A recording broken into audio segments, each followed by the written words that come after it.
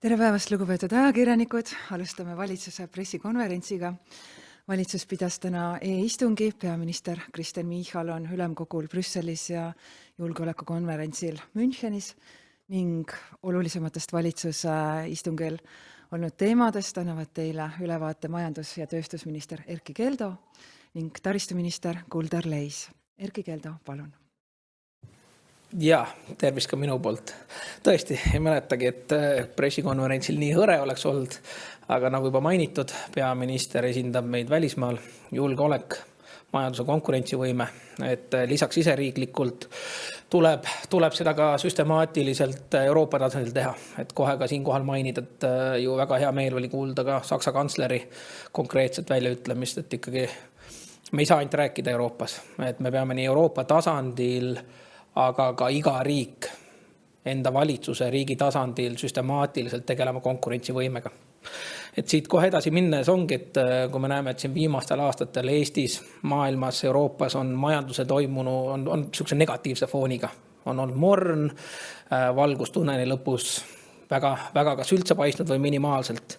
Siis käesolev alanud aasta, ma julgen öelda, on andnud nüüd ikkagi esimesi selgeid positiivseid toone ja ka fooni juurde, mis tähendab, et ka kõigi meie tuju võiks samm-sammult paranemaks minna. Eesti majandus tänavu elavneb, erinevad prognoosid ütlevad, tuleb sinna 3% punkti juurde, ja seda kasvu veavad nii välisturgude kosumine. Siin puldis ka mitu korda räägitud tulumaksureform, mis on nüüd juba jõustunud ja samamoodi, kui me vaatamegi just värskeid ekspordinumbreid, see näitab, et meie ekspordi kasv püsib. Eelmisel aastal peale kokku tuli siis kasv 7%, mis oli regiooni üks kiiremaid. Ja nagu ma ka kogu aeg olen rõhutanud, kui me tahame Eestis pikaajalist majanduskasvu, siis see saab tulla sellega, et me loome siin kõrgemaid tooteid, teenuseid ja mis eriti oluline, müüme neid välismaale. Sellepärast, et olenevalt aastast Eesti majandus koosneb niimoodi 75–80% ekspordist. Eesti majanduse kasvatamine oli ka sellel teisipäeval meil kõige olulisemaks teemaks, kui toimus TAIP ehk teadus-arendus innovatsiooni kohtumine. Seal innovatsioonipoliitika nõukogus me rääkisimegi siis just sellest, et kuidas teadust viia rohkem Eesti majandusse, keskendudes just selle teaduse ja ettevõtluse vahelisel olevale surmaorule, kui nii võib öelda. Et mida see tähendab, on see, et kuidas siis ikkagi teaduses loodud uued tehnoloogiad, mõtted viia kokku ettevõtlusega. 3 sellist struktuurset väljakutset on see sama, et isegi kui teaduses midagi luuakse, on mõte alustada ettevõtlusega, siis ettevõtete varajases faasis on väga keeruline rahastust leida. Samamoodi on küsimus talentide liikumises teaduse ja ettevõtluse vahel. Et kui teadlane ennast harib ülikoolis, et kuidas ta liiguks ka ettevõtlusesse. Ja muidugi on väga oluline institutsionaalsete investorite ehk siis maakeeli pensionifondide piiratud osalus Eesti riskikapitalis. Kuidas anda kindlus pensionifondidele, et nad aitaks Eesti majandust kasvatada. Samamoodi arutasime seal nõukojas ka ettevõtlusinnovatsiooni sihtasutuse uut strateegiat, mille eesmärk ongi just neid samu probleeme leevendada. Et sihtasutuse fookus liigub selgelt just finantseerimisele, arengule, suurendades erinevaid laenukäendusinstrumente, et mis on oluline, et selle asemel, et otse toetuse anda, kui saab käänata, laenata, siis see tähendab, et raha jääb korduvalt ringlusesse ja mõju majandusele on suurem. Ja strateegiaperioodil siis konkreetselt saabki välja tuua, et EISi kaudu turule suunatud rahastus kasvab siis varasemalt 436 miljonilt 806 miljoni peaaegu kahekordselt. Ja nagu öeldud, suurim kasv tulebki nendest samadest finantsinstrumentidest. Jätkates veel investeeringutest, siis jätkame ka selle olulise lubadusega, mis me oleme mõelnud, et aidata Eesti kaitsetööstus ajaloo suurima tööstuse kasvatamise plaaniga kooskõlla viia. Et kaitsetööstusest on saamas ja kindlasti tulevikus saab Eesti uus tugevus. Ja hea meel on öelda, et nüüd on võimalik avalikustada kaitsefondist tehtud otseinvesteering Eesti-Ukraina kaitsetehnoloogia ettevõttesse Farsight Vision. Koos erainvestorist kaasinvestoriga investeeriti siis ettevõttesse 7,2 miljonit eurot. Eesti riigi panus läbi kaitsefondi on 2 miljonit 2 miljonit eurot. Ja siis ettevõte ise arendabki tehnoloogiat, mis on Ukraina rindel väga laialdaselt kasutatud.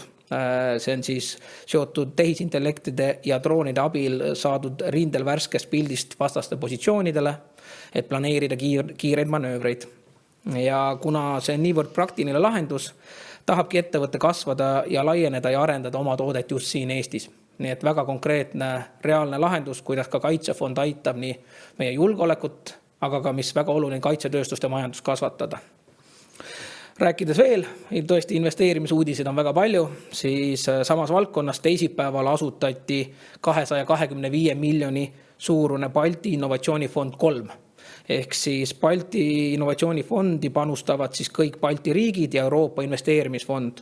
Investeerimisfond panustab 75 miljonit ja iga Balti riik 50 miljonit. Ehk mis selle mõte on? See, millest ma alustasin ka teadus-arendus innovatsiooni nõukoja arutelul, kui me tahame siia rohkem investeeringuid, siis meil on vaja laiendada ja parandada kapitali kättesaadavust. Just nendele ambitsioonikatele ettevõtetele, kes soovivad laieneda Euroopas, aga ka Eestis, et anda sõnum, et siia tasub investeerida, siia on turvaline investeerida. Ja samamoodi Eesti osaleb siis fondi investeeringutes SmartCapi kaudu. Kui veel konkreetseid näiteid tuua, varasemalt innovatsioonifondide toel on kasvanud näiteks Thermori, tänaseks juba üle 100 miljoni euroga käibega ettevõte, rahvusvaheline liider, Scoro on ka mitmekordselt kasvatanud oma käivet, laienenud üle Baltikumi, ja kokku on üldse siis investeeringuid saanud juba 76 Eesti ettevõtet, mis on aidanud tugevdada nende turupositsiooni ja konkurentsivõimet. Ehk siis päris pikalt sisse juhatatud, ma ütlesin, majanduses on tulnud ja tuleb jätkuvalt kindlasti positiivseid uudiseid, mis aitavad meie inimeste sissetulekuid parandada, meil majandus pikaajaliselt kasvatada. Aga ka valitsusest, et siis täna valitsus, nii nagu mainitud, tõesti e-istung, kuna valitsuse liikmed on, kes Eesti peal, kes üle maailma laiali oma rolli täitmas oluliselt, siis täna valitsus kiitis heaks 19 otsust. Ja ei saa ka jätta valitsuse istungitel rääkimata investeeringutest. Sellepärast, et ma olen üks olulisemaid asju, me nüüd kinnitasime täna riigiteede teehoiukava aastateks 2026 ja 2029. Et järgneva 4 aasta jooksul, kui varasemalt oli kahjuks sai rääkida, kuidas riik täiendavaid rahasi teehoidu ja investeerimisse ei suuna, siis on nüüd see põhimõttele muutus, millest saab ka siis taristuminister pikemalt rääkida. Et väga oluline nii kohalikele ettevõtlusele, aga ka inimestele turvaliseks liikumiseks. Samamoodi otsustasime siis valitsuses, et kaotame kohustuse esitada Tööinspektsioonile eraldi eelteade mahukate ehitustööde kohta. Järjekordne, ma ei tea, kas väike, kelle jaoks suur, aga kindel samm bürokraatia vähendamise suunas. Et siis edaspidi saab Tööinspektsioon vajaliku info Maksu- ja Tolliametilt ise automaatselt kätte. Mida see siis tähendab? Et see tähendab seda, et muudatus puudutab objekte, kus töö kestab näiteks ehitustöö üle 30 tööpäeva ja kohal on vähemalt 20 inimest või kogu töömaht ületab 500 tööpäeva. Et samamoodi täpsustatakse erinevaid ohutusnõudeid ja nagu ma ütlesin, tervikuna eelnõu siis sisaldab bürokraatiat vähendavaid muudatusi. Samamoodi valitsus siis kehtestas räime, kilu ja tursa lubatud aastasaagid ning püügivõimalused Läänemerel, et ettevõtjatel oleks selgus teadmine, millised on siis püügivõimalused ja saagivõimalused sellel aastal, Samamoodi valitsus uuendas kutseharidusstandardit. Eelkõige on see seotud just käimasoleva kutseharidusreformiga. Tuletan meelde, et kutseharidusreform ongi vajalik, et kui me räägime teadusmahukusest, sellest, et inimesed tulevikus saaks oma tööga rohkem teenida, siis lisaks kutsele, et saaks omandada ka rohkem üldaineid, mis annaks paindlikkuse, aga tegelikult ka tulevikus konkurentsivõime meie noortele tööturul. Et see, mida kutsehariduses õpetatakse, reaalselt vastaks tuleviku tööturu ootustele.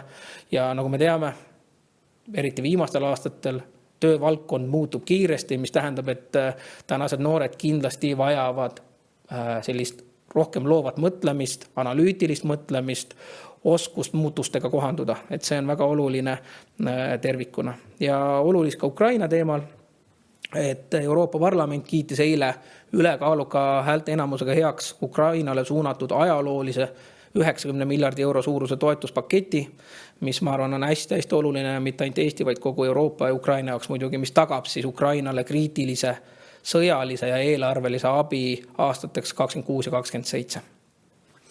Nii, aga ma sellega lõpetakski ja kui pärast on küsimusi, hea meelega vastan. Aitäh ning taristuminister Kuldar Leis, palun.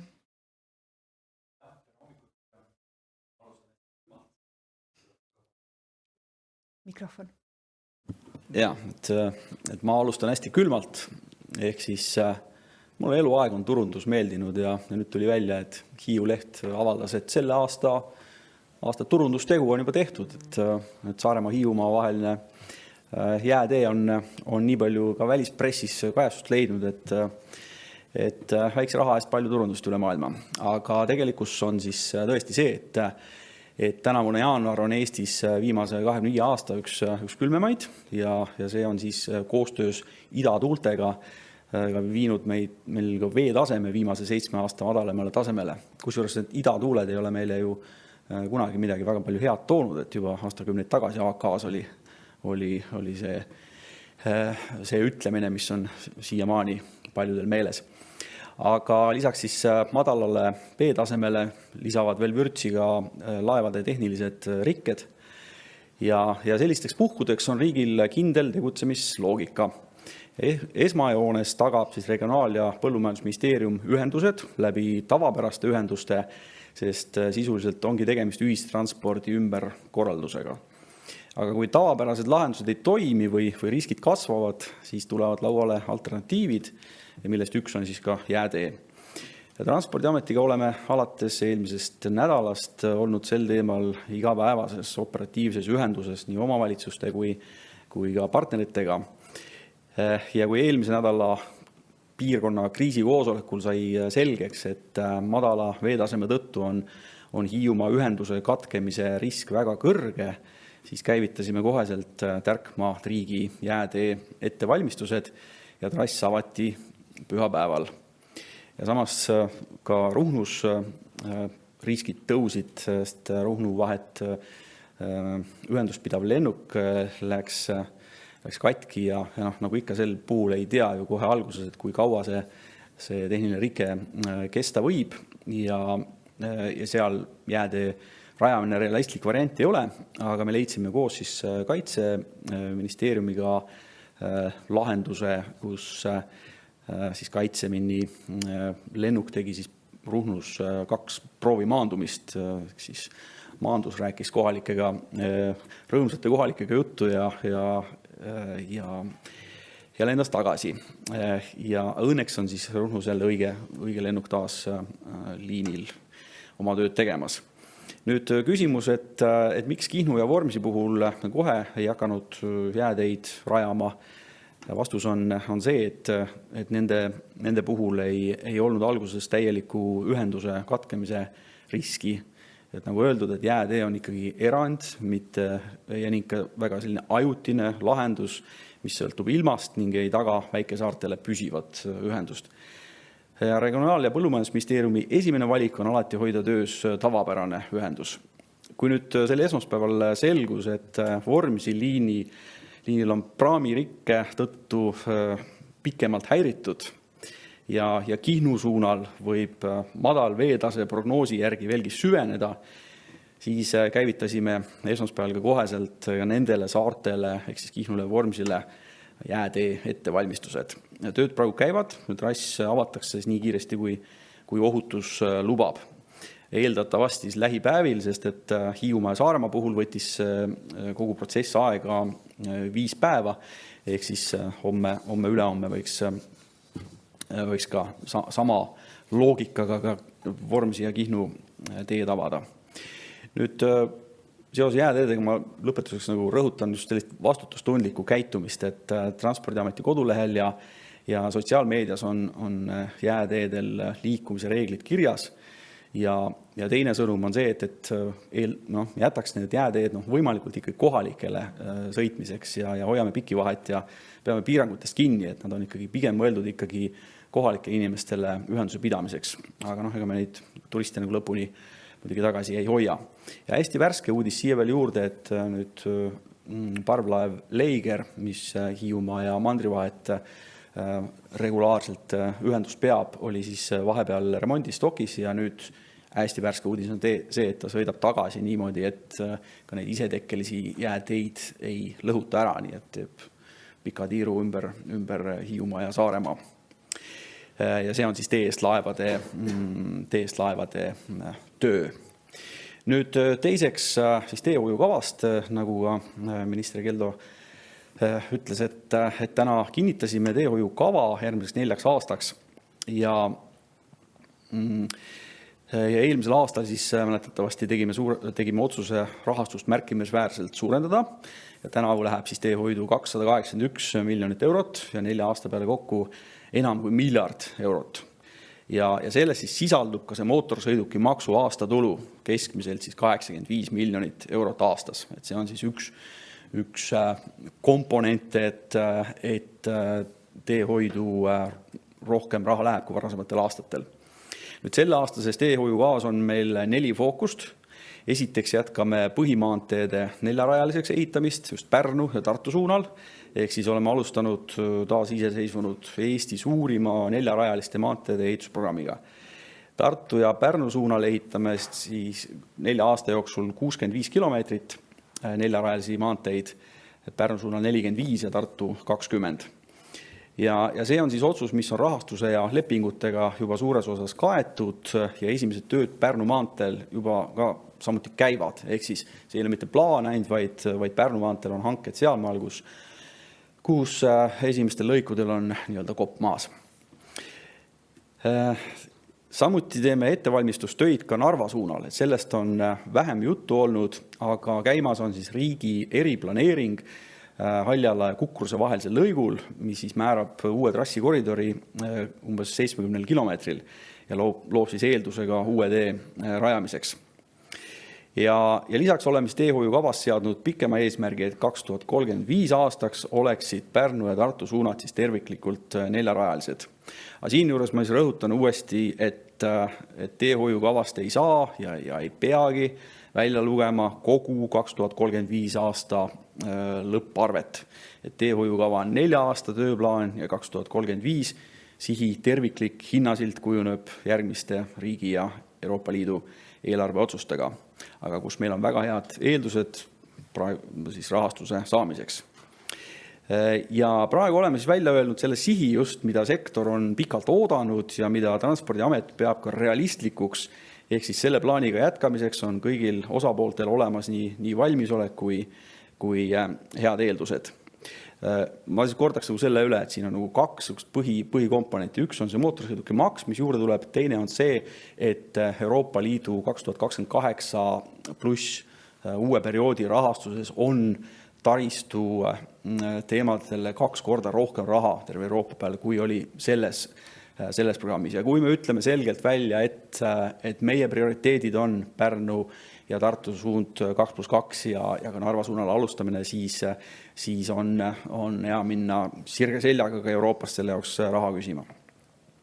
Nüüd põhimaanteede ehitamise kõrval on ka varju jäänud, et oleme suurendanud ka olemasolevate maanteede rekonstrueerimise mahtu, et sel aastal läheb rekonstrueerimise 26 miljonit eurot ja 4 aasta peale siis 105 miljonit eurot kokku. Ja vahepeal siis vaeslapse rollis olnud kruusateed, nende rahastus kasvab sel aastal 4 korda, ehk siis mulluselt 3 miljonit, nüüd 12 miljoni euroni aastas ja jääbki sinna püsima sellel tasemel ka järgmistel aastatel. Millest on veel vähem räägitud, on liiklusohtlike kohtade ümberehitamise rahastus ja seda suurendasime ka hüppeliselt, ehk siis eelmise aasta 0,9 miljonit, ehk siis alla miljoni euro pealt 5,8 miljonini ja järgmisel aastal 8,6 miljoni euroni liiklusohtlike kohtade ümberehitamiseks. Näiteks nende alla lähevad siis ristmike ümberehitused või ülekäigurajad, bussipeatuste ohutumaks muutmine, valgustused ja igasugused kiiruse rahustamise lahendused. Ja siia lõpetuseks, et detsembris võtsime vastu ka siis uue liiklusohutusprogrammi aastateks 2026–35, mille siis põhieesmärk on liiklussurmadeta Eesti aastaks 2050. Ja eesmärkide saavutamiseks seadsime fookuse just 3 tegevusele, millest siis üks on just nimelt just teede arendamine. Seega kõik need teetööd, millest me täna räägime, käivad käsikäes ka uue liiklusohutusprogrammi ja liiklusohutusega. Aga millised lõigud siis täpsemalt lähevad teehoiukavas kas ümberehitusse või tegemisse ja kuidas need valitud on, sellest kuulete juba täna kell 13.30 pressikonverentsil ühisministeeriumis, kus me koos siis Transpordiameti peadirektori Priit Saugiga seda kõike täpsemalt siis räägime ja näitame ja kaartide peal näha on, millised asfaldid ja kruusateed ümberehitusse lähevad. Aitäh! Aitäh! Ning kas ajakirjanikel on küsimusi? Kui on, siis öelge oma nimi, toimetus ja kellele küsimus on suunatud. Palun, mikrofoni vist. Aitäh! Mart Linnart, ERR. Ma paluks mõlema ministri hinnangut sellele, et Statistikaamet ei ole siiani saanud valmis tarbijahinna indeksi arvestust ja kas selle üks põhjus võib olla see, et valitsus survestas Statistikaametit muutma arvestuse metoodikat? Jaa, aitäh, et kuna see Statistikaamet ei ole minu valdkonnas, et ma kindlasti sisu detaili ei tea, ma nägin, et ka Statistikaameti juhataja kirjeldas, hästi oluline, kindlasti valitsus ei ole survestanud, ei tohi survestada, Statistikaamet peab olema sõltumatu, et selles mõttes kindlasti valitsus ega ka vastutav minister, kes on ka ju selgitanud, ei ole midagi survestanud. Et miks Statistikaamet, ma rõhutan ju seda muutust üldse ette võttis, et sellest oli pikalt räägitud, et see tarbijahinnaindeks, mis ju mõjutab meie majandust, mõjutab tarbijate käitumist, kindlustunnet, ei olnud tihti vastavuses sellega, mis reaalelus toimus. Oli see elektrienergia hinna näide, kus tegelikult üks nii-öelda börsihind on üks, kasutati kunagi veel seda universaalteenuse hinda ja neid näiteid, et eks iga muutus vajab harjumist, aga ma ütlengi hästi oluline rõhutada, et ma ka loodan nii kodanikuna kui majandusministrina, et esiteks Statistikaamet saab võimalikult kiiresti oma mudelid, tööprotsessid korda. Me kõik ootame seda tarbijahinna indeksit, aga ma arvan, veelgi olulisem on, nagu ma ütlesin, et see sisu oleks korrektne. Sellepärast, et tarbijahinna indeks ei ole ainult üks number, vaid see mõjutab majanduse käiku, tarbijate arusaama, milline on üldine elukallidus. Et kasvõigi see sama näide, mida ma olen ise mitmeid kordi rõhutanud. Et kui me näeme, et toidukauplustes ikkagi, kuna tarbijad proovivad teha aina targemaid valikuid, vaatavad, millised on sooduskaubad ja kui nende sooduskaupade osakaal on ikkagi juba 1/3 või rohkem inimeste toidukorvist, aga tarbijahinna indeks seda arvesse ei võta, siis me tegelikult ei räägi ju reaalelulisest tarbijahinna indeksist. Selles mõttes, et ma soovin jõudu jaksu Statistikaametile. Statistikaameti sõltuvus on ja peab jääma, seal ei ole mingit küsimust, valitsus sinna kindlasti ei sekku, aga veelgi enam, et nad saaksid oma numbrid ja arvutused kiiresti korda, sest ma saan aru ühiskondlikust survest, miks seda on vaja. Aitäh! Jah, ma kinnitan ka samamoodi, et mingisugust survestamist küll olla ei saa ja ei ole olnud, aga ma tooks sellise paralleeli, et võib-olla me olemegi olnud mitte sellel juhtumil, vaid üleüldse selliste igasuguste muudatuste osas natuke liiga sinisilmsed, et teeme hästi kiiresti ära, anname mingi lubaduse välja, et selleks ajaks on valmis, aga tegelikult ei ole hinnanud või on see hinnang olnud liiga optimistlik, et midagi muuta. Ma ei räägi praegu ainult tarbijahinna indeksist, vaid taristuprojektidega samamoodi, et kui ikkagi on pikemad mingid ümberkorraldused, et siis on see tahe alati anda see hinnang varasem, kui reaalsus on. Siiski selle tarbijahinna indeksiga on seotud ka mitmed riiklikud otsused, toetuste indeksid. Millal see saab probleemiks nende määramisel, kui see asi jääb venima? Nagu ma ütlesin, et sisu detailis saab kindlasti ju ja peabki Statistikaamet ise ütlema, et üks olulisemaid, ma usun ka indeksid, mis on seotud, on küsimus ju pensioniindeksist. Ehk siis pension, et ma nüüd peast ei eksiks, ju muutus toimub 1. aprillist, et kindlasti, aga siin ei räägita, siin on ikkagi küsimus lähiaegadest, et ma väga loodan, Statistikaamet saab enda tegevuse korda ja ma ütlen, see kaudsem mõju, et minu jaoks on väga oluline, et see statistika oleks korrektne.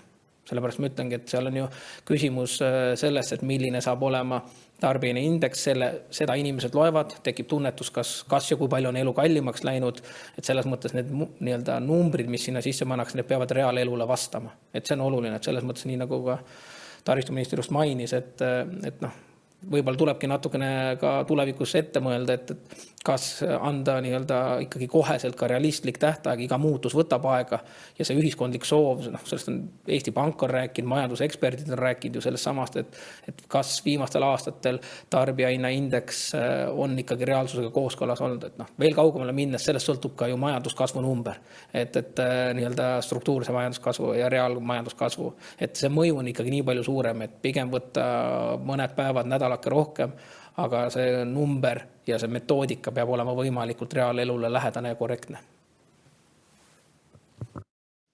Aitäh, jah, palun. Karoliina Vasli Delfist ja mõlemale ministrile küsimus, et räägime praegu kõige kuumemast, kõige külmemast teemast ehk elektrist. Mõjutab nii eratarbijaid kui ettevõtjaid, mul on endal tuttavaid, kes on väikeettevõtjad, ütlevad, et see ikka pitsitab väga. Aga muidugi siin opositsioon tahab trummi, et maksame kõik kinni valitsuse poolt, aga mis on teie hinnangul, et kas valitsus kuidagi peaks sekkuma teatud toetusi või mõtlema, kas tulevikus teatud toetusi taolise olukorras, et mis on teie arvamus? Aitäh! Ja, aitäh, et kõigepealt ma kindlasti soovitan kõigile ERR-is on väga hea arvamusartikkel energeetikaprofessor Einar Kiseli poolt, kes kirjeldab selle olukorra ära, et arusaadav jaanuar, ma jälle peast ei eksiks, kas oli viimase 20-25 aasta külmim jaanuarikuu, et juba lihtsalt objektiivselt kahjuks ongi kõigil, sealhulgas ka mul küttearved olnud suuremad. Et kuidas tulevikku lahendada? Selles mõttes tulevikku saabki lahendada sellega, et meil on vaja täiendavaid tootmisvõimsusi. Seda ka artiklis kirjeldatud, kuidas külmal jaanuarikuul me ikkagi impordime, mis ta oli pea pool enda elektrienergiast. Ja kui küsimus, et kui pika välbaga on energias otsused, siis jällegi saan viidata samale artiklile, et tänase hinna kujundamise otsused tuli teha 10 aastat tagasi. Kui me hästi lihtsa arvutuse teeme, kõik saavad seal tehtud, mis aasta oli 10 aastat tagasi, oli 2016, siis minu jaoks ka nagu inimesele kodanikuna, mitte tänase majandusministrina, kes ma olen 1,5 aastat olnud, vaatan, kes oli 10 aastat tagasi 4 aastat Eesti Vabariigi peaminister Jüri Ratas, tänane Isamaa liige, need otsused, et täiendavatesse tootmisvõimsustesse investeerida, et need saaks tehtud, on need juhitavad võimsused, pluss roheenergia, mis tagavad pikas vaates soodsama elektri. Kõigepealt tuleks ka peeglisse vaadata, et minu arust see sama jälle, et kes on süüdi ja opositsioon karjub kuni, vabandust, et nagu väga iroonilise kombe peale, et Tallinn, Eesti suurim omavalitsus, kõige jõukam omavalitsus, kus on võimul Keskerakond ja Isamaa, lükkasid tagasi ettepaneku aidata raskel ajal inimesi. Kohalik omavalitsus on see esimene riiklik institutsioon, kuhu inimesed abipalvega ka pöörduvad. Riigis karjuvad, lahendusi ei paku, see koht, kus saaks päriselt aidata kõige jõukam omavalitsus, seal leevendusi ei leia. Küll aga muidugi riiklikult, kui on inimestel päriselt probleemid, et ongi toimetuleku toetus, ma tean, et sotsiaalminister, energiaminister vaatavadki üle, et kas see nii-öelda valem võtab arvesse ja saaks kuidagi võtta ka seda nii-öelda ühekordseid väga kõrgeid elektrihindasi, mida me kõik teame, inimestel jaanuarist tulid, et siis mis see lahendus on? Pikemas vaates ainult investeeringud uutesse tootmisvõimsustesse. Tuletan meelde kohalike omavalitsuste valimisi, kus päris mitmete poliitiliste jõudude ainukene programm oli, et mitte midagi siia investeerida ei tohi. Alustades tuuleparkidest, lõpetades tööstusteema, ei tea, päikeseparkidega.